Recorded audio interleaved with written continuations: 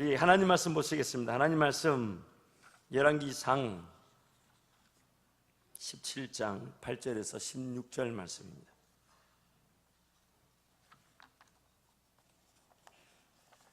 하나님 말씀 열왕기상 17장 8절에 16절 말씀, 제가 가진 구약 성경 545페이지입니다.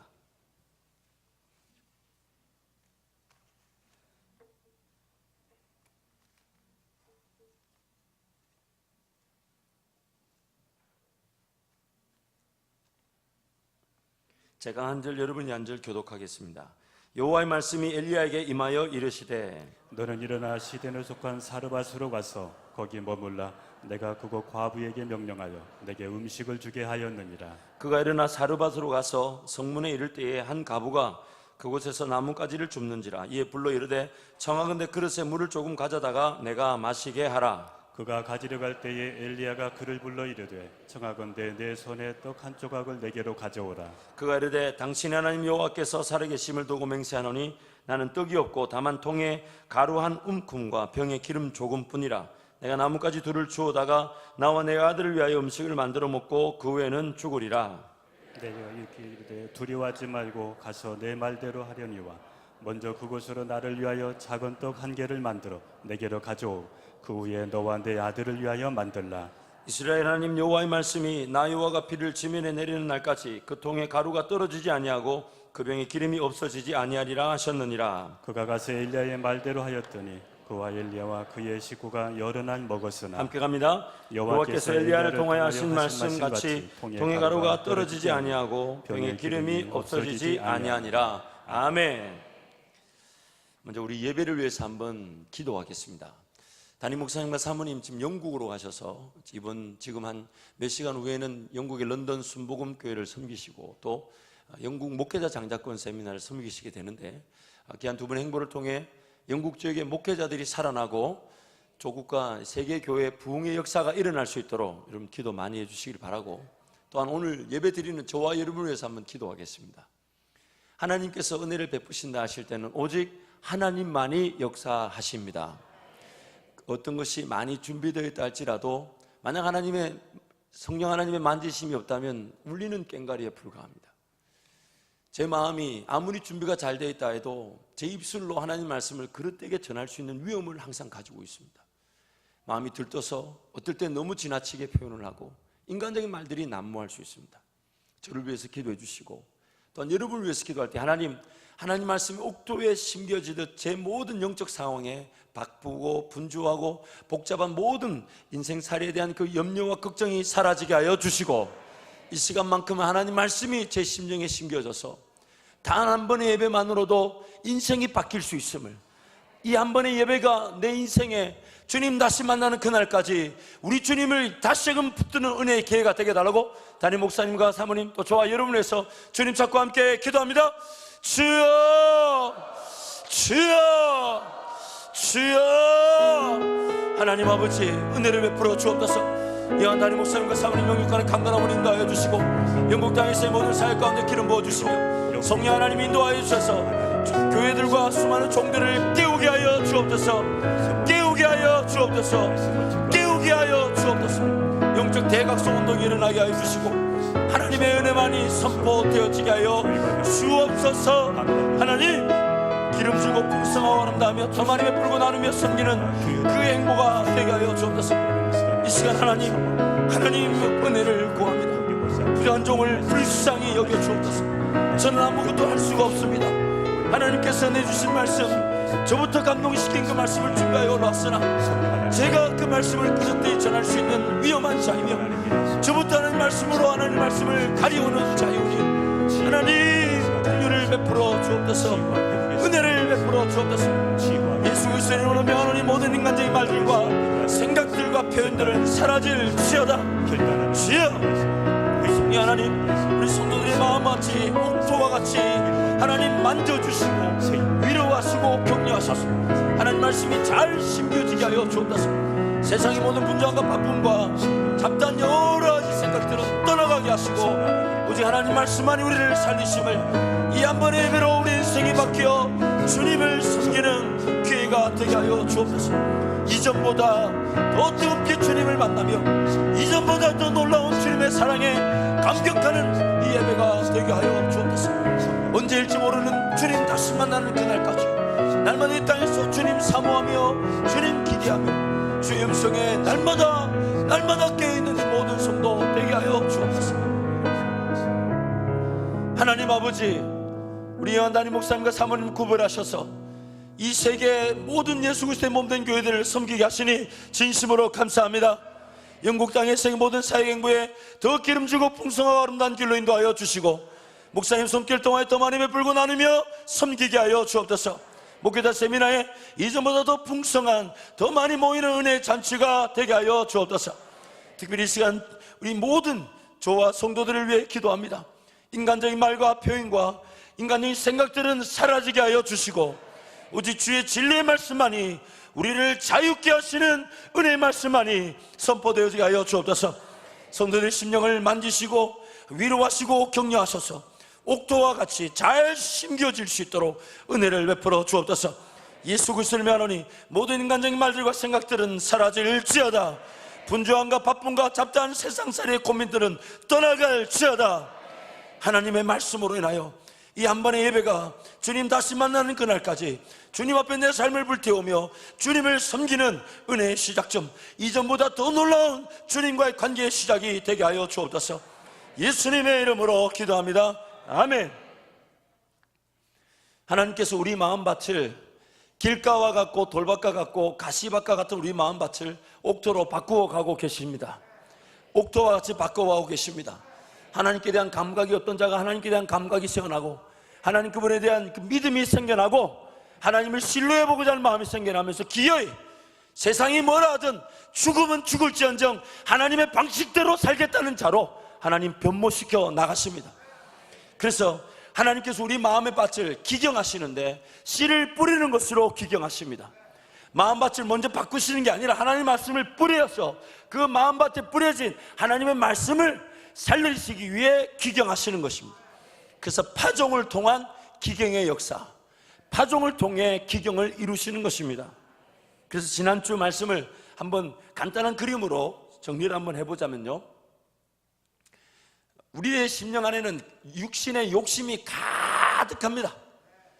제거됐듯 싶지만 또 튀어나오고, 심지어 육신의 욕심인 줄도 모르고 붙들려 갈 수도 있습니다.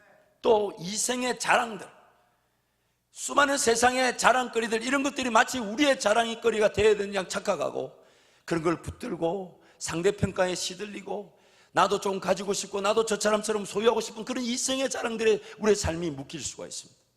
또 안목의 정욕, 보이는 대로 그게 보이는 것이 전부인 양 착각하고 더 누리려고 하고 더 보관하려고 하고 내 것으로 삼으려는 그런 정욕들, 그래서 막 물질을 추구하고 어떤 자기 힘을 키우려고 하고 의지하려고 하고 권력이나 명예, 또 그런 어떤 좀 더 안정적이고 좀 더 편안한 거, 그리고 막 이렇게 지나치게 좀 가지고 싶은 걸 막 가지려는 거, 굳이 핸드백이라고 표현했지만 남성들도 뭔가 다른 게 있겠죠. 그러나 여성들이 조금 더 하지 않겠나, 그런 제 혼자만의 생각입니다. 그러나 이런 위험이 있죠. 또 이렇게 날씬해져야 된다는 그런 부담감, 아니 물론 건강하게 날씬하면 좋지만 거기에 돈을 꼭 써야 될지, 좀 안 먹고 빼면 안 될까요? 그래, 이런 모든 것들이 우리 안에 가득 차 있다 보니까 하나님의 음성이 잘 들리지가 않아요. 그래서 하나님 보실 때는 이러한 우리 상황이 어두움에 갇혔다, 우리는 완전히 어두움의 자식이었다. 심지어 주님이 요한복음 8장에서 우리는 원래 죄와 사망에 있던 마귀의 자녀였다, 자식이었다, 이렇게 말씀하십니다. 이러한 상황에 있는 우리에게 하나님이 역사를 이루실 때에 이 모든 삶 전체를 뒤집어 엎지 않으십니다. 그렇게 하실 수 있지만 우리를 만드실 때 우리의 습관이나 문화, 이런 것들이 서서히 시간을 헌신하고 규칙적으로, 정기적으로, 체계적으로 하나님을 기억하고, 그래서 그렇게 세워진 습관과 문화가 나중에 든든하고 견고하게 세워져서 열매를 맺을 수 있도록 빚어가시기 때문에 죄로 말미암아 타락하여 완전 어둠 상태인 우리를 그렇게 바꾸시지 않고 어떻게 바꾸시냐? 희미하지만, 지금 보이십니까? 희미하지만 성령 하나님의 임재로 시작해서, 그래서 성령 하나님을 느끼게 하시고 성령 하나님을 따라가면서 조금씩 이렇게 조금씩 제 가운데 헤매했던 나의 습관과 방법이 성령 하나님의 인도하심에 따라 순종하기 시작하면서 조금씩 이렇게 확산되어져 가는 것입니다.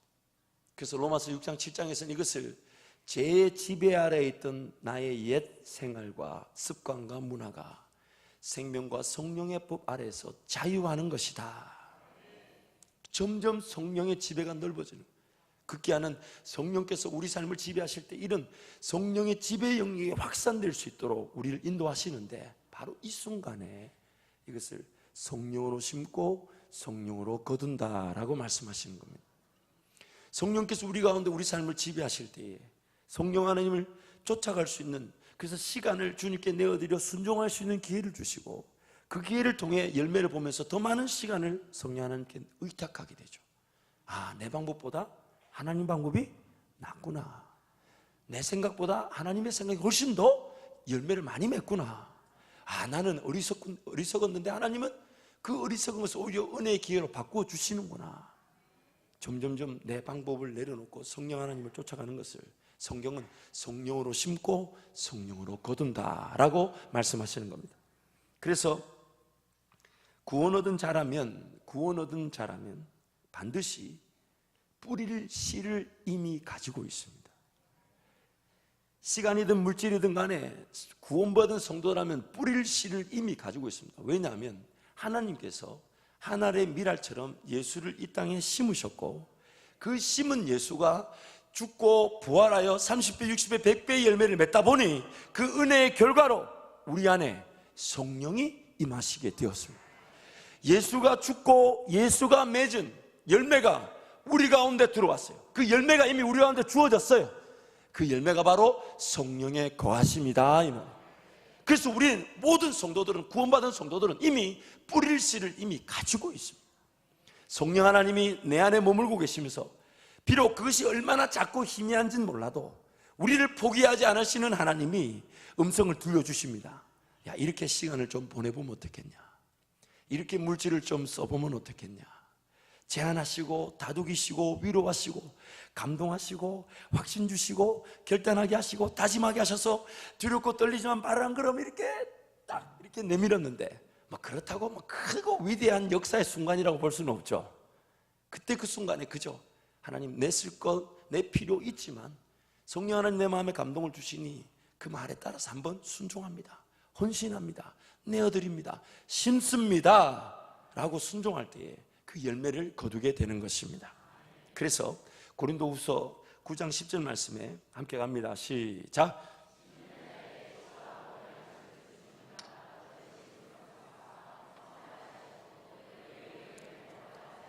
함께 한 번 더 갑니다. 시작. 심는 자에게 씨와 먹을 양식을 주시는 이가 너희 심을 것을 주사 풍성하게 하시고 너희 의의 열매를 더하게 하시리니. 지금 본문 말씀 보세요. 누구에게 무엇과 무엇을 주냐면, 화면에 한번 띄워주세요. 누구에게 무엇과 무엇을 주냐면 먹을 양식과 심을 것을 준다는데, 누구에게요? 누구에게? 심는 자에게. 하나님께서 우리를 이 땅에 남겨놓으신 것은 분명한 목적이 있는데, 그것을 여러 가지 다양한 사명과 여러 가지 다양한 형태로 영광을 받으시지만, 하나님의 본질적인, 우리 모두의 본질적인 삶의 목적이 뭐냐? 먼저 그 나라와 그의 의를 위하여 심는 자들로 세우신 것입니다. 심는 자들로 세우신 것입니다. 그래서 내가 이 땅에 남아있는 이유는 딱 한 가지입니다. 하나님의 은혜가 나에게 나타나는 이유는 딱 한 가지입니다. 내가 성령을 따라 심는 자의 길을 걸어가는 것. 심는 자의 길을 걸어가는 것. 여러분, 저 천국에 가면 파종의 기회가 있을까요? 없을까요? 없습니다. 심고 거두는 이 은혜는 이 땅에서만 존재합니다. 하나님이 이 땅에서만 하나님의 백성과 함께 동행하시며 주시는 최고의 목적이자 최고의 은혜는 우리로 하여금 성령을 따라 심을 수 있게 하시고 성령을 따라 열매를 거두게 하시는 것입니다. 그래서 파종의 기회를 통해 우리가 하나님의 은혜를 누릴 수 있도록 인도하시는 것입니다. 이스라엘에 3년 6개월의 기근이 임했습니다. 우리 17장 소도의 말씀 보면 3년 6개월이라는 비가 내리지 않을 것이라는 그 기근이 엘리야를 통해 하나님이 선포하십니다. 이것은 즉 하나님을 떠난 백성들에게 우상 숭배하며 반역한 그 백성들에 대한 하나님의 심판이자 회복의 시작이었습니다. 오늘날 이것이 우리에게 굉장한 영적인 의미를 가지고 있습니다. 하나님과 함께 동행하지 않는다는 것은 영적인 기갈뿐만 아니라 육적인 기갈도 피할 수가 없습니다. 하나님과 함께 동행하지 않는데도 세상의 방법대로 물질이 거두어지고 뭔가 열매를 본다는 것은 오히려 우리가 두려워해야 할 일입니다. 하나님을 인정하지 않았고 하나님 방법대로 걸어가지 않았는데 뭔가 물질이 주어지는 것처럼 보이고 내가 뭔가 세워져 가는 것처럼 보인다면, 뭔가 나에게 주어진다고 여겨진다면 그만큼 비참하고 어리석은 일은 없습니다. 하나님과 함께 동행하며 걸어가는 길이 아니라면 육적인 기갈, 영적인 기갈을 피할 수가 없습니다. 하나님의 말씀이 기갈되고 사라집니다. 육신적인 형편을 돌보기도 어렵습니다. 그러나 하나님과 함께 동행하게 되면 심어야 할 것을 심게 되고 열매를 거두어서 더 큰 열매로 더 귀한 심음의 기회와 더 귀한 열매를 보게 되는 것입니다. 그러나 하나님과 함께 동행하지 않으면 전혀 엉뚱한 것을 심고 엉뚱한 것을 거두고 영적 육적 기갈과 기근을 피할 수가 없습니다. 그러나 그 가운데서도 하나님은 하나님의 백성들을 끝까지 붙드셔서 입히시고 먹이게 하시고 마시우게 하시고 인도하십니다. 엘리야로 하여금 그 3년 6개월의 기간 동안 하나님은 시내가의 물을 마시게 하시고 까마귀를 통해 떡과 고기를 공급하셨습니다. 17장 5절 7절 말씀 함께 갑니다. 그가 여호와의 말씀과 같이 하여 곧 가서 요단 앞 그린 시내가에 머물고 까마귀들이 아침에도 떡과 고기를 저녁에도 떡과 고기를 가져왔고 그가 시냇물을 마셨으나 땅에 비가 내리지 아니하므로 얼마 후에 그 시내가 마르니라. 하나님께서 엘리야를 시내가에서 시냇물을 먹고 까마귀를 통해 떡과 고기를 공급하셔서 먹는 중에 이제 시내가 마르니까 하나님이 이제 엘리야에게 사르밧이라는 시돈 땅 사르밧이라는 곳에 가면 내가 너를 위해 과부를 이렇게 마음을 다해서 준비해 두셨으니까 너는 거기 가라. 그래서 그리 시내가가 마르는 순간 이제 엘리야는 이스라엘 지경 밖에 있는 시돈 지역에 가서 사르밧이라는 동네에서 그 동네 입구에서 바로 또 과부를 만납니다. 그런데 그 과부를 만났더니 과부의 형편이 별로 좋지가 않습니다. 우리 12절 말씀 같이 갈까요? 시작. 그가 이르되 당신의 하나님 여호와께서 살아계심을 두고 맹세하노니 나는 떡이 없고 다만 통에 가루 한 움큼과 병에 기름 조금뿐이라. 내가 나뭇가지 둘을 주어다가 나와 내 아들을 위하여 음식을 만들어 먹고 그 후에는 죽으리라. 엘리야의 입장이라면 조금 우리가 엘리야라면 느낌이 어떨까요? 아니 주님 시냇가의 물과 까마귀 보내 떡과 고기 먹게 하시더니 이제는 아니 조금 넉넉한 집에 보내서 넉넉하게 주면 되는데 그 과부도 이제 가루 한 움큼에 기름 조금 이거 섞어 먹고 죽으려는 이 집에 보내가지고 저보고 여기서 지내란 말입니까? 라고 저는 그렇게 생각했을 것 같아요. 여러분은 전혀 고개를 안 끄게 들으시는데 당황스럽지 않겠습니까? 뭔가 이렇게 있는 집에 가서 있는 곳간에 가야 좀 얻어먹어도 좀 마음에 여유도 있고 하지. 가가지고 자기네들도 이거 하나 먹고 죽으려는데 내까지 가가지고 내 거도고 이러고 이 말이 안 되잖아요. 말이 됩니까? 제가 볼 때는 지금 엘리야가 먹었던 떡과 고기를 도로 내놔야 될 판이에요 지금.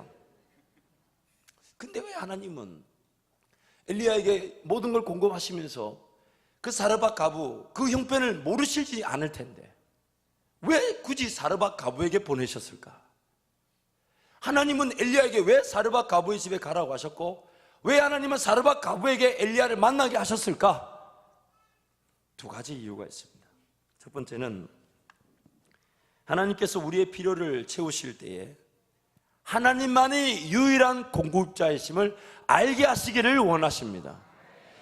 누구가 아닌 내가 형편이 좋아서 먹이는 게 아니라 과부도 엘리야도 내 삶의 책임자는 하나님이심을 알게 하기 위해서 하나님이 그 사르밧 과부와 엘리야를 만나게 하신 것입니다. 두 번째는 하나님께서는 우리가 하나님의 일하심을 볼 수 있도록 기회를 주신데 즉 심을 수 있는 기회를 주십니다. 심을 수 있는 기회를 주십니다. 그래서 하나님을 떠나 제대로 심지 못하여 거두지도 못하는 상황에서 하나님은 제대로 심을 수 있는 기회를 보여주고 싶어 하십니다. 또한 뿌려본들 소용이 없는 기근 상황에서 제대로 뿌릴 수 있는 기회를 하나님이 주시는 거예요. 하나님이 주시는 거예요. 또한 마지막으로 하나님께서 우리를 구하시기 위해 심을 수 있는 기회를 항상 주신다. 우리를 구하시기 위한 하나님의 방법은 하나님을 믿고 심자는 거예요. 하나님 믿고 심으라는 거예요.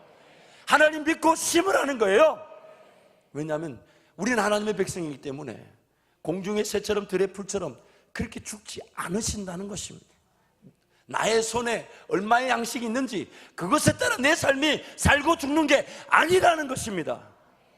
그것이 내가 볼 때는 먹고 죽을 만큼 고양밖에 되지 않는 것처럼 보여도 하나님은 그걸 나에게 심어라. 그럼 내가 너를 책임지겠다. 내가 너를 책임지겠다.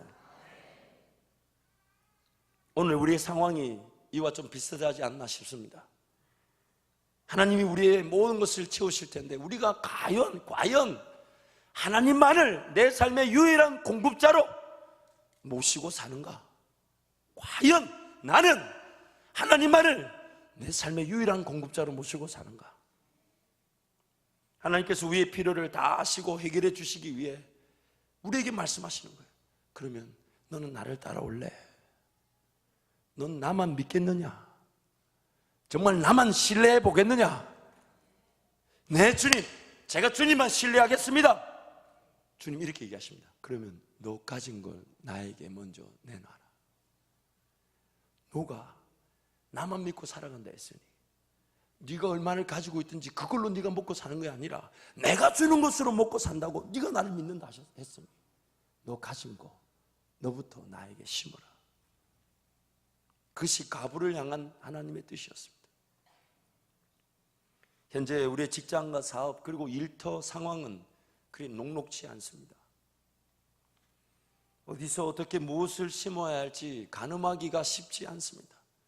세상이 요동쳐가는 그런 물결 속에 과연 이대로 떠내려가도 되는지, 세상 방법대로 함께 가도 되는지, 아니면 하나님은 어떻게 생각하시는지. 안정적이라고 말할 수 있는 건 단 하나도 없습니다. 그래서 세상 리더십은 그렇게 얘기합니다. 안정을 추구하는 그 순간 그 사람은 이미 죽은 것이다. 변화를 용납하고 수용하고 변화를 위해 살아가는 존재가 아니라 안정을 추구하는 순간 그 사람은 이미 죽은 것이다. 최선을 다해 살아보고 시간과 물질을 뿌려보고 심어보지만 열매가 녹록지 않습니다. 사업을 하시는 분들은 사업을 하면서 그 기대치가 이제는 완전히 바닥을 쳐서 뭔가 은행 이자만이라도 벌었으면 좋겠다 그렇게 얘기합니다. 제가 한 3년 전에 어느 신문기사를 우연히 봤는데 참 우리 요식업 하시는 분들, 우리 성도들 너무 어려우시겠다 그런 생각이 들었어요. 왜냐하면 인구, 요식업 하나당 인구가 57명이랍니다. 요식업 숫자가 인구 57명당 하나래요. 장사가 잘 되겠습니까? 어렵겠습니까? 하나님 은혜를 구할 수밖에 없는 상황이에요. 나라와 전 세계적 경제 상황이 점점점 어려워지고 경쟁이 더 치열합니다. 살아남기조차 쉽지 않습니다. 어떤 과학자들, 경제학자들은 우리나라 대한민국의 경제 상황이 완전 포화 상태다. 뭘 더 이상 시도하기조차 어려운 상태, 뭘 새로운 아이디어가 나온다 기대조차 할 수 없는 완전 포화 상태다 그렇게 얘기합니다. 바로 이러한 때에 하나님은 우리와 함께하고 계시며 하나님 그분이 우리의 삶의 주인이심을 보여주고 싶어 하십니다. 잘 심을 수 있도록 기회를 주시길 원하시고 그 심는 걸 통해 열매를 거두게 되면 그 열매 맛을 본 성도들은 하나님 앞에 더 많이 맡겨드리고 심으려고 할 것입니다. 제가 한 번은 대전교도소에 그 예배 드리는 시간이 돼서 갔더니 그날따라 이제 꽉 차셨더라고요. 그리고 이제 설교를 마치고 나오는데 우리 교도관으로 청년이 목사님 그래 뭐 도대체 무슨 설교를 했어요? 왜? 뭐 잘못됐나? 아니 그게 아니라 오늘은 교도관들이 뒤에서 늘 자는 사람 깨우고 막 떠들지 마라 하고 이렇게 왔다 갔다 했는데 교도관들도 뒤에 서서 잘 들었대요. 글쎄, 나는 그냥 하나님 감동 주시는 대로 전했는데 그 뭔 본문이었는데요? 그랬더니 무엇을 심든지 그대로 거둔다 했는데,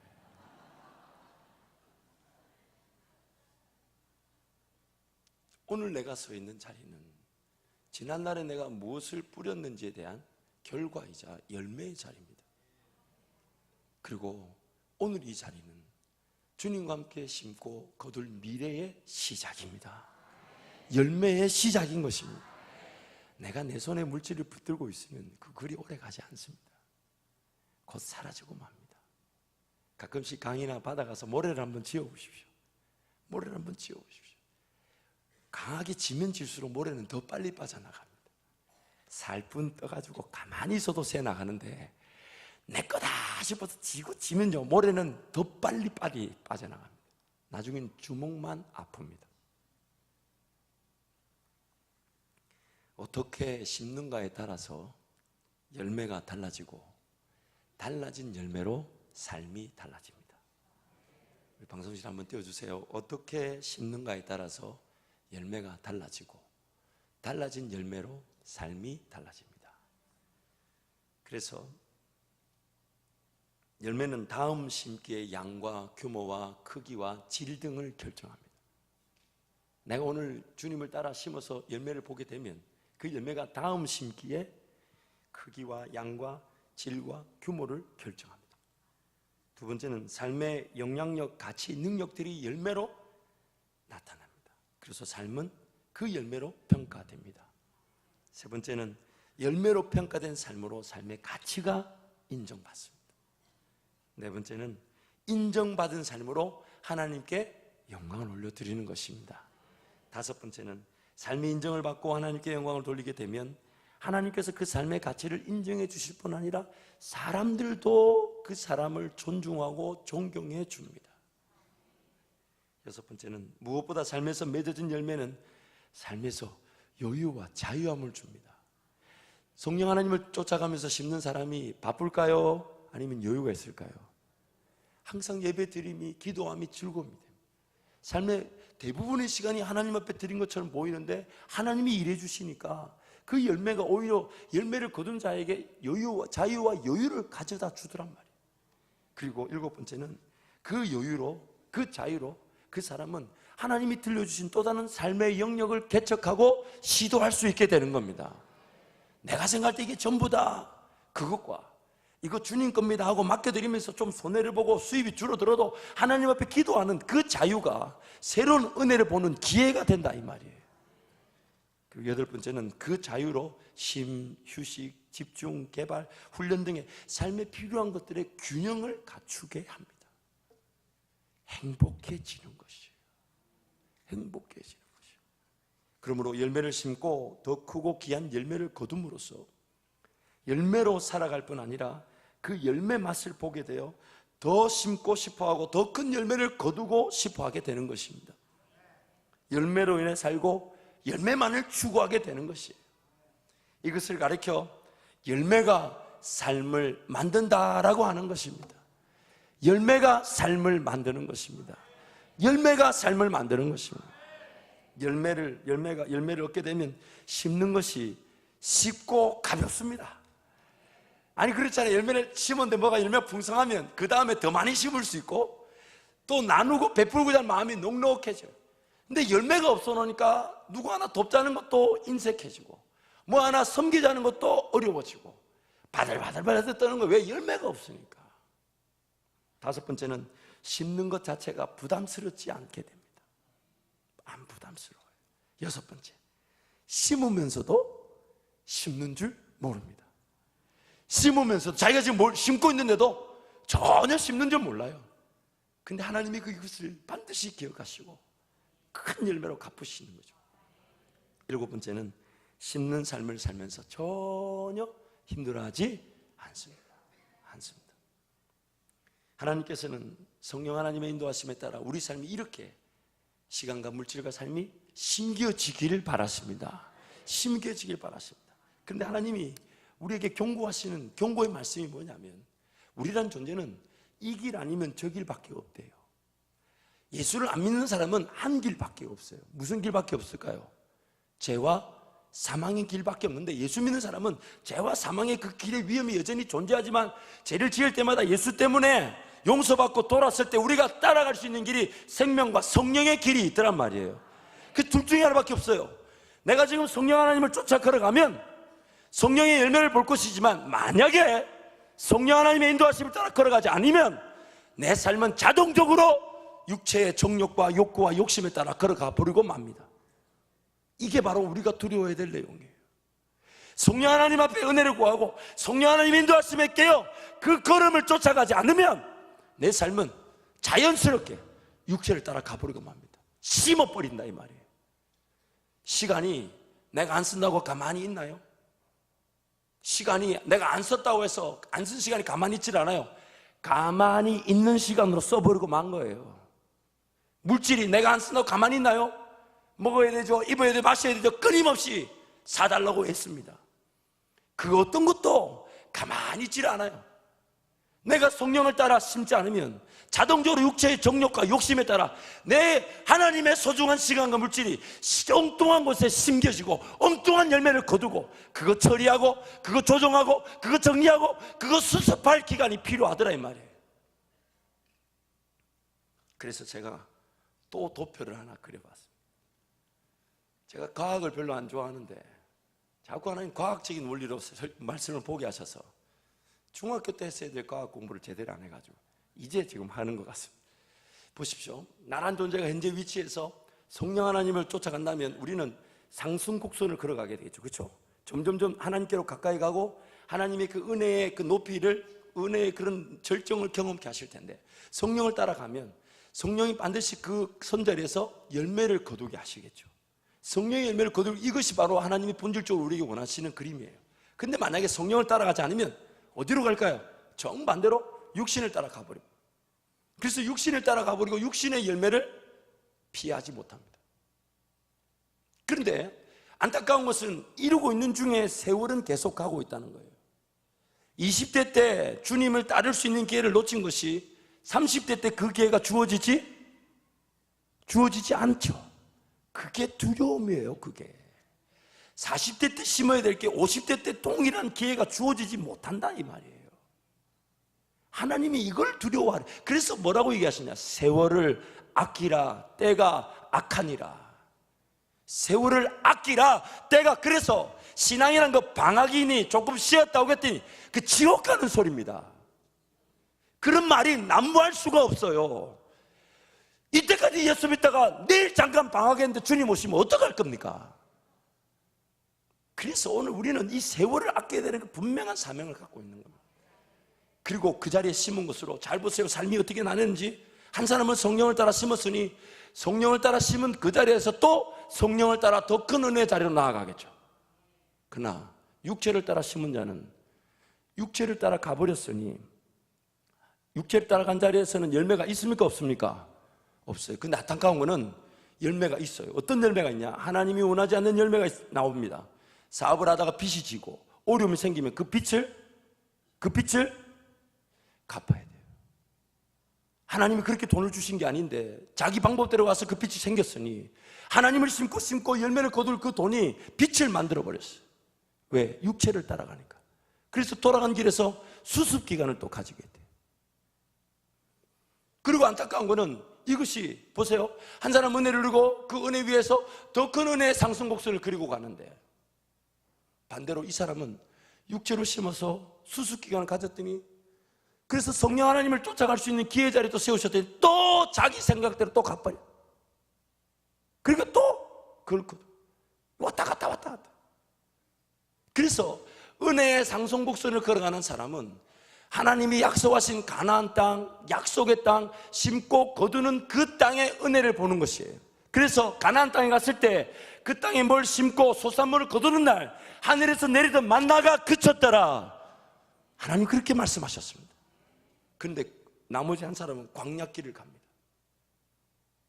광야의 특징이 뭡니까? 심을 수 있는 곳이 아닙니다. 여러분 가끔씩 보면요, 기도하러 나와야 된다 얘기하지만 기도하러 안 한다. 가끔씩 막 어쩌다 한 번씩 기도하러 온 사람이 있어. 그래가지고 새벽에 주여 살려달라고 막 찬양도 어찌 그리 레파토리가 다들 똑같은지 천부여 의지 없어서 아니면 인내하신 구세주에 그걸 막 부르면서 살려달라. 그래서 하나님이 좀 살려주시죠. 왜? 은혜를 위하여 하나님 성령 하나님 따라 심을 수 있도록 회복을 주시면 성령 하나님하고 걸어가야 되는데 또 육체로 돌아가. 또 육체를 위해 심어버려요. 자기 욕심대로 조금 기사회생하고 살아나면 그거 붙들고 또 신앙이 식어지고 하나님 말씀 저버리고 기도하지 않고 하나님과의 관계없이 또 자기 교 왔다 평생 한번 하나님 앞에 쓰임받고 싶다 말만 하면서 제대로 쓰임받지 못한 채 주님 앞에 갈 수 있습니다. 그것이 두려운 겁니다. 그것이 두려운 거예요. 주님이 지금 제 형편 우리 형편 모르십니까? 모르실까요? 아니라 이 말이에요. 하나님 내 형편 하시고 심자하실 때 어떻게 하십니까? 감당할 수 있는 길로만 인도하신다고 하셨잖아요. 감당할 수 있는 길로만 인도하셨다고 하셨지 않습니까? 넉넉히 이기게 하시는 길로 가게 하실 텐데 그걸 항상 기대하고 거기에 깨어있고 그것을 사모해야 될 우리가 머리에 번뜩번뜩 뭐가 생각이 들고 아이디어가 있다고 그걸 자꾸 쫓아간단 말이에요. 그러면서 바쁩니다. 지금은 어렵습니다. 지금은 과연 하나님도 그렇게 생각하실까요? 과연 하나님도 그렇게 생각하실까요? 하나님이 내가 너에게 준 삶 자체가 내 거고 네 시간이 내 거고 네 물질이 내 건데 우리 그렇게 고백하지 않나요? 그래서 주님 만나는 그날까지 내 삶의 주인은 하나님이십니다. 하나님이십니다. 그 고백으로 산다면 과연 바쁘다는 말이 나와서 되겠습니까? 시간이 없다, 물질이 없다는 말이 소용이 없습니다. 왜냐하면 하나님이 그렇게 용납하지 않으세요. 사랑하는 성도 여러분, 하나님께서는 여러분이 성령 하나님과의 인도하심에 따라 심고 열매를 거둠으로 하나님이 쓰시기 편한 그릇, 깨끗하고 거룩한 그 성부가 되기를 원하시는데 이 땅에서 하나님이 어떤 분이신지를 자랑하고 여러분을 통해 저와 여러분을 통해 자랑하고 싶은데 그 하나님의 은혜를 그 하나님의 인도하심을 저버리고 살아갈 수 있는 이런 안타까움이 오늘 우리를 깨우는 기도의 제목이 되고 하나님 만나는 기회가 될 줄 저는 확신합니다. 확신합니다. 하나님께서는 이 땅에서 저와 여러분에게 파종의 기회를 주셨습니다. 천국에서 맛볼 수 없는 이 땅에서만 맛볼 수 있는 그 파종의 기회.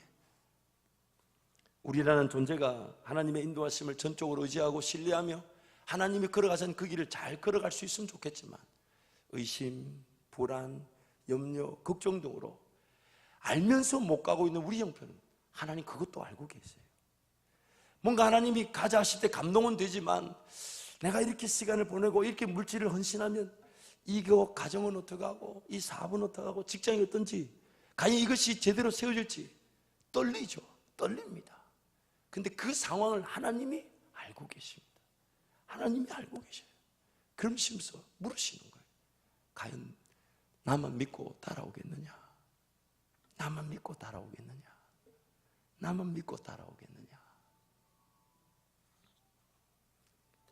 빌립보서 말씀에 우리 구원을 이루라 하실 때 하나님이 사도 바울을 통해 그렇게 말씀하십니다. 너희 구원을 두렵고 떨림으로 이루라. 두렵죠. 하나님을 안 따라간다면 내 삶은 광야에서 지낼 게 뻔한데 하나님이 약속의 땅으로 인도하시기 위해 나를 구원하셨고 그 땅에서 하나님과 함께 심고 거두는 그 은혜를 맛보게 하시기 위해서 나와 함께 하시는데 만약 내가 심고 거두는 일을 포기한다면 내 삶은 광야에 머무를 수밖에 없는데 이게 바로 오늘 우리를 두렵게 하는 것입니다. 그래서 하나님 앞에 무릎을 꿇죠. 하나님 은혜를 베풀어 주옵소서. 어디를 따라가야 될지 어디에 심어야 될지 분명히 보면서도 마음밖에 없다는 이 영적 현실, 육적 현실을 불쌍히 여겨주시고 하나님 제대로 한번 주님 따라가고 심을 수 있도록 하나님 은혜를 베풀어 주옵소서. 그래서 시편 126편 5절 6절 말씀에 이렇게 얘기합니다. 함께 갑니다. 시작. 눈물을 흘리며 씨를 뿌리는 자는 기쁨으로 거두리로다. 울며 씨를 뿌리러 나가는 자는 반드시 기쁨으로 그 곡식단을 가지고 돌아오리로다. 아멘. 아멘. 제가 LA에서 사역을 하고 있을 때에 LA 도착하자마자 첫 사역지에서 약 한 4년 6개월 정도 섬기다가 새로운 담임 목사님 오셨고 그분을 모시고 잘 섬기고 또 그분도 또 저를 또 좋게 봐가지고 김전도 그때 전도사니까 김전도사 절대로 3년 이내에 나가면 안 된다. 뭐 5년도 좋고 그 이상 있어도 좋은데 3년 이내에 나가면 안 된다고 저를 이렇게 어찌나 이뻐하시는지 이게 좀 되지 않을까요? 우리 산부 성도들도 웃으시는데 어쨌든 그렇게 아예 그 목사님 뭐 최선을 다해서 도와드리면 좋죠 했는데 한 6개월쯤 지났는데 자꾸 하나님이 나가라 교회를 사임할 것에 대해서 감동을 주셨어요. 그래서 몇 가지 기도하는 중에 징조를 구하고 사인을 확인한 다음에 하나님 나가라 하시는가 보다. 그 나갔는데 사역지를 안 주시는 거예요. 아니 나가라 해놓고 또 왜 사역지를 안 주신대 이러고 이제 기다리고 있는데 예전 이제 교회 섬기던 시절에 그 교회에 이제 제가 전도하고 양육한 우리 성도들과 어른들이 저한테 찾아와서 실컷 자기가 전도해놓고 왜 자기가 교회를 나갔냐고 성경 공부를 하자는 거예요. 근데 그 교회에 죄송하기도 하고 그래서 주일 예배는 안 된다. 그러면 새벽에 만나자. 그래서 새벽에 성경 공부를 하나 하고 화요일날 저녁에 목요일 저녁에 이제 청년들 중심으로 이렇게 성경 공부를 했는데 한 6개월쯤 지나니까 이 사람들이 저한테 요청을 하는 거예요. 이 성경 공부하고 주일날 딴 교회 가라 하지 말고 우리끼리 예배를 드리자는 거예요. 그래서 그게 너무 전 교회에 폐가 될 것 같고 아닌 것 같아서 그건 아닌 것 같다. 하나님 나한테 말씀하지 않으셨고 확신이 없다. 그래서 그 얘기를 들었지만 계속해서 개척 못한다 안 된다 이렇게 시간을 끌었는데 한 12월쯤 그러니까 한 성경 공부 드린 지 한 10개월 정도 지난 다음에 이제 그분들이 와서 필리핀 그 사람들이 드리는 예배당을 한쪽을 빌렸다는 거예요. 돈을 주고 계약을 했으니까 이제 전도사님 뭐든지 아니면 자기네들끼리 다른 목사님을 청빙하겠다는 거예요.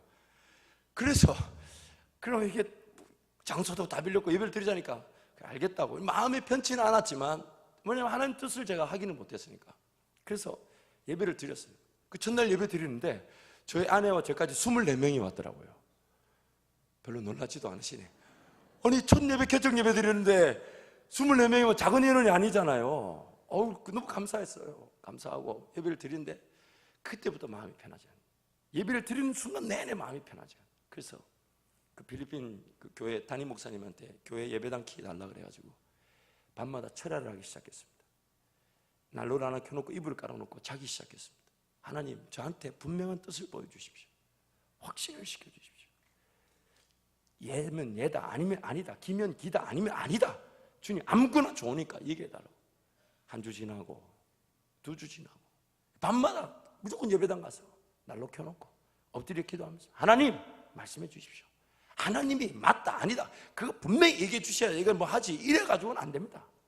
그리고 세 번째 주일 지난 화요일날 새벽에 제가 기도하는데 꿈인 듯 깨어있는 듯 잘 모르겠어요. 사도 바울이 그렇게 얘기하잖아요. 환상인 듯 실제인 듯 모르는 중에 저한테 하나님이 강한 확신의 음성을 주셨는데 그게 뭐냐면 네가 서 있는 그 자리는 내가 원하는 자리가 아니다 이렇게 얘기하시고 제가 그 얘기 듣고 얼마나 기뻤는지 모릅니다. 왜 기뻤냐면 어느 것이든 하나님 뜻을 듣는 게 제 소원이었으니까 하나님의 뜻이 없는 데서 헤매고 싶지 않았으니까 아무리 우리끼리 선하게 보이고 옳아 보여도 하나님 아니라면 아니니까 거기에 내 삶이 묶이게 되고 엉뚱한 열매를 거두게 되고 평생 그 자리에서 그 수준에 갇힐 수 있으니까 그래서 하나님 감사합니다 막 눈물 흘리고 찬양하고 기뻐하고 당장 보따리 다 쌌어요. 날라 싸고 이불 싸고 이제 끝 이러면서 딱 싸가지고 집에 가가지고 아내한테 하나님 아니라 하신다. 그러니까 아내도 뭐라고 그러냐면 뭐 하나님 뜻인 것 같다고. 그래서 딱 교인들이 연락이 뭐 20몇 명밖에 안 되게 전화해서 죄송합니다 하나님이 아니라 하신 오늘부로 문 닫습니다. 그래서 헌금 정리해서 그 필리핀 교회 주고 완전히 교회 문을 닫았어요. 그리고 나서 이제 기도하기 시작해요. 하나님 이제 하나님 분명히 아니라 하셨으니까 하나님 아니라 하셨으니까 그 다음 길은 하나님이 여셔야 되는 거 아니냐고. 그래서 하나님 어딥니까? 이러고 막 기도하기 시작하는데 제 마음에 제가 미국 유학을 할 때 그 달라스 지역에 있는 제가 LA 있을 때니까 달라스 지역에 있는 신학교의 기독교 교육학을 항상 그리워하고 있었고 그때 교회 사역 중일 때도 달라스 신학교 가려고 입학 신청을 하고 입학 허가서를 받았는데 못 가서 유예 기간을 지내고 있었어요. 그래서 그 학교에 대한 마음이 갑자기 하나님 달라스 학교로 가고 싶습니다. 그래가지고 학교 연락해가지고 이제 합격증 받은 걸 유예기간을 보니까 유예기간이 살아있어요. 그래서 합격증을 막 살리기로 하고 연락하고, 그리고 또 기도하는데 제 마음 막 선포를 하는 거예요. 하나님, 달라스 신학교 갈 줄 믿습니다. 이미 공부는 시작되었다. 막 이렇게 선포를 하는데 제 마음속에서 저도 한 번도 생각지 못한 기도 제목이 입에서 확 나왔는데, 그게 뭐냐면, 하나님, 달라스로 가게 되면 사역지를 주시고 학비를 주시고 생활비를 주십시오. 이 기도가 확 나오는데 딱 저도 모르게 말하고 나서 그게 너무 마음에 드는 거예요. 아니, 마음에 들어요, 안 들어요, 여러분? 마음에 들잖아요. 와, 그래가지고, 야, 저도 모르게 막 흥분해 막 기도하다가 나도 모르게 뭘 터져 나왔는데, 말하고 기도하고 보니까, 와, 이거 좋다. 이거 좋다. 여러분, 그럴 때 있잖아요. 이렇게 기도하는 게 좋구나. 그래가지고, 이거 붙들어야겠다. 그래가지고, 학비, 눈만 뜨면 기도하는 거예요. 학비, 생활비, 사역지, 학비, 생활비, 사역. 그 집에 가가지고 이제 아내하고 딱 기도하자. 하나님이 달라스로 가게 하실 것 같다. 그리고 학비, 생활비, 사역지 주신다. 그래, 칵 기도했어요. 그런데 제 아내가 그러더라고요. 기도하고 나니까, 여기 와 계셔서 또 말하기가 그래.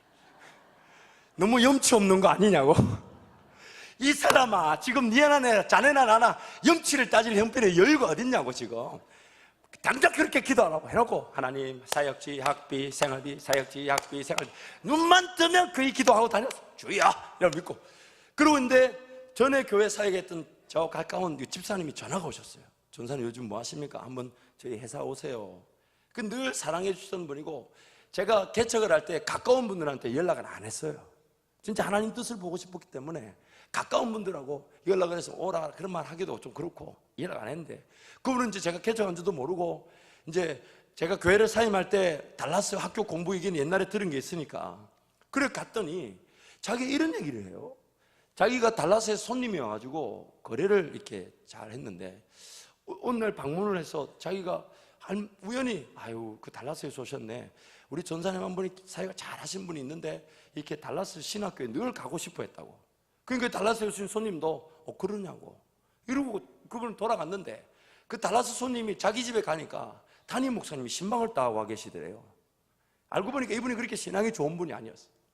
그러니까 이제 목사님 신방을 오시는 건데, 이분이 뭐 신앙생활도 제대로 안 하고 교회도 가든 안 하든 하니까 목사님 신방 오니까 뭐 이런저런 얘기도 할 말도 없으니까 무슨 말 했냐면, LA 거래 갔더니 그 거래처 집사님이 좋은 전도사님이 있다고 그런 얘기를 한 거예요.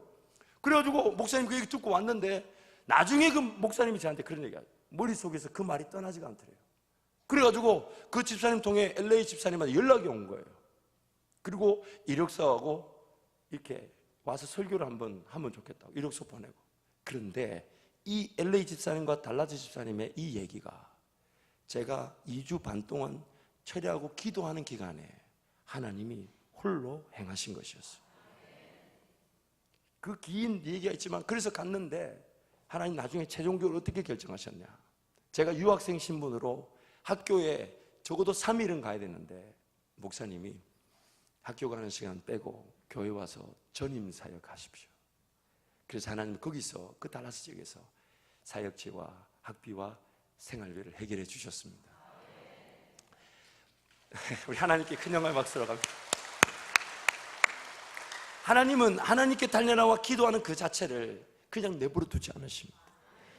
파종의 기회로 보고 계십니다. 심은 것으로 보신다, 이 말. 그래서 그 심은 것이 어떤 열매를 거둘지 하나님은 철저하게 간섭하시고 인도하십니다. 그래서 항상 하나님은 심을 수 있는 기회를 우리에게 주십니다. 왜냐하면 하나님께는 준비가 다 되어 계십니다. 하나님은 준비가 다 되어 계시니까, 네가 나를 믿느냐, 네가 나를 믿느냐. 그래서 주님을 믿는 자들이 그 주님을 의지하는 마음으로 기꺼이 자신의 것을 내어드렸을 때, 자기 손에는 물고기 2마리와 보리떡 5개였지만 그 소녀는, 그 한 소녀는 그걸로 주님이 장정만 5,000명을 먹이는 그 기적을 나타낼 줄 몰랐을 거란 말이에요. 그러나 주님 사랑하는 마음에 내어드렸더니 내 손에서는 물고기 2마리, 보리떡 5개지만 주님 손에서는 5,000명이 먹고도 남는 음식과 식량이 되는 것입니다. 내 손에서는 그저 양동이에 물을 떠서 그저 주님 말씀하셨던 양동이 물을 떠서 빗물인 줄 알고 갖다 부었는데 주님은 그거를 포도주로 바꾸시더라 이 말이에요. 그 역사가 바로 오늘 우리를 향한 하나님의 역사인 것입니다. 제가 이번에 장자권 4014 금식에 참여하면서 정말 많은 은혜를 누리고 있습니다. 첫 번째는 제가 아닌 주님이 일하시는 걸 봅니다. 여러분 금식을 해봐서 아시겠지만은 이렇게 3일 금식하면요 기운이 있을까요 없을까요? 없어요. 그런데 우리 전도사님들은 기운이 없는 걸 알면서도 그렇게 신방 가자고 요청을 하십니다. 그래 가요. 혼자 힘없고 쪼그리고 앉아있으면 뭐 하겠어요? 그래 절절절 따라가서 또 그 전도사님 자꾸 힘드시죠? 뭐 살겠는데 이렇게 하는데 그 말이 더 이상해. 그래가지고 힘납니다 이러면서 더 힘을 내고 그냥 왔다 갔다 해요. 근데 신방하다 보니까 시간도 빨리 가고 좋더라고요. 그런데 참 재밌는 것은 제가 기력이 없고 머리도 잘 안 돌아가잖아요. 그리고 제가 기도를 하면서 제 기도를 들으면서 실망을 해요. 기도가 이거밖에 안 되나? 머리가 안 돌아가니까. 근데 이상한 거는 그 기도를 끝나고 나면 그렇게 앞에 계시면 눈물을 흘리고 주님 만났다 하고 감사하다고 이러니까 저 혼자서 야 이상하다 이게 머리가 잘 돌아가는데 하고 주님이 저 대신 일하시는 거예요. 어떤 우리 4014 금식에 참여하는 목회자가 그런 표현을 쓰시더라고요. 목사님 한 분이 강단에서 설교하면 입술에 바다를 발라놓은 것처럼 이렇게 매끄럽게 된다고 그렇게 간증을 하시는데 정말입니다. 저도 어떨 때는 제 입술이 쓰이고 저도 입술만 쓰이고 저도 그 입술에 나오는 말을 듣는 것처럼 느껴질 때가 있어요. 하나님이 하시다. 내가 약함으로써 주님이 더 강해지시는 거예요. 그것뿐만 아닙니다. 주일 강단에 전해야 될 말씀 또 지난 특세의 그 5가지 주제는요 제 평생에 한 번도 생각해 본 주제가 아니에요. 주님 특별 새벽 기도를 한 주간 해야 될 것 같은데요 어떻게 하면 좋을까요? 근데 그날 막 종이에 제가 받아쓰기 바빴어요. 한순간에 단 10분도 걸리지 않은 시간에 그 5가지 주제에 대해서 막 생각나게 하시고 성경을 찾아보게 하셨어요. 그리고 저는 지난 특세 기간 동안 그렇게 많은 성도가 오고 저도 기뻐할 만큼 주님이 은혜를 주시는 것 저도 처음이었습니다. 제가 한 것이 아닙니다. 더군다나 이 금식 때문에 이만저만 혜택도 이만저만이 아니에요. 막 우리 성도님들이 막 이렇게 물김치에 이렇게 막 죽에 또 갖가지 이렇게 막 보시게 이런 거 하라고 막 갖다 주시는데 얼마나 그 행복합니까? 특히 이렇게 죽을 직접 써오신 거 먹는데 오늘 아침에도 먹는데 얼마나 맛있는지. 우리 제 아내가 잘하는데 여러분 자꾸 뉘앙스가 이상해. 아니야 잘하는데 그래도 우리 또 약간의 손맛이 다른 게 있잖아요. 누가 좋고 나쁘고를 떠나 다른 거 있잖아요. 다른 거.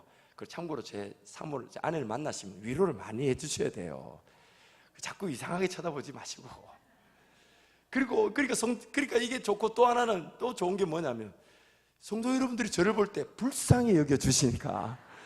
왜냐하면 리더십 위한 기간이기 때문에 김 목사 잘하나 잘해야 되는데 이런 기대치로 이렇게 사람을 조금 이렇게 위아래로 훑어볼 수가 있는데 금식하고 이러고 돌아다니니까 성도들이 다들 저를 볼 때 불쌍히 여겨가지고 국률이 여겨주시는 마음.